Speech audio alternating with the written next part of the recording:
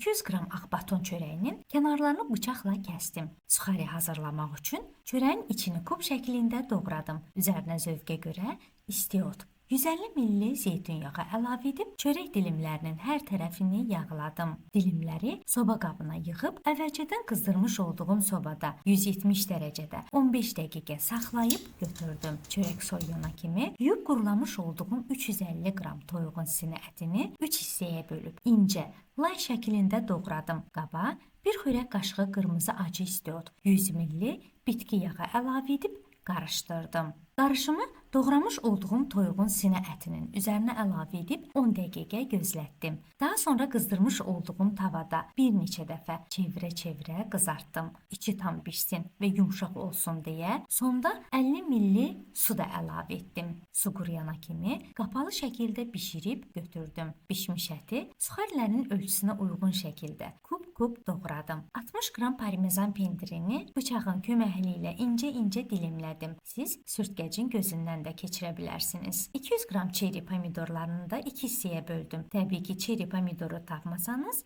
adi pomidoru da xırda-xırda doğraya bilərsiniz. Sosun hazırlanması üçün 3 ədəd yumurta sarısını blenderin qabına əlavə etdim. Üzərinə 3 dilim parmezan pendiri, 30 qram xardal, ədviyyət olaraq 1 çay qaşığı üyüdülmüş keşniş toxumu, 1 çay qaşığı üyüdülmüş sarımsaq qurusu, 3də 1 çay qaşığı duz, 60 ml limon suyu, 150 ml zeytun yağının yarısını əlavə edib blenderi işə saldım. Ərzaqlar üyüdüldükdə qalan zeytun yağını da əlavə edib yenidən blenderlə qarışdırdım. Dadı möhtəşəm sos alındı. Sirkəli suda 10 dəqiqə saxlayıb axar suda yumuş olduğum 2 dəstə kahını da suyu çəkildikdən sonra böyük ölçülərdə doğradım. Doğramış olduğum kahıları geniş qaba tökdüm. Üzərinə toyuğun sinə ətini və hazırladığım sosu əlavə edib kahıların əzilməməsi üçün ehtiyatla qarışdırdım. Ərzaqları servis edəcəyim qaba yığıb üzərini pomidor, suxari və incə dilimli parmezan pendirləri ilə bəzədim. Daha parlaq və daha dadlı olması üçün üzərinə azacıq zeytun yağı da əlavə etdim. Bu salat bayram süfrələrinizə çox yaraşacaq. Hazırlayın, inanıram ki, çox bəyənəcəksiniz.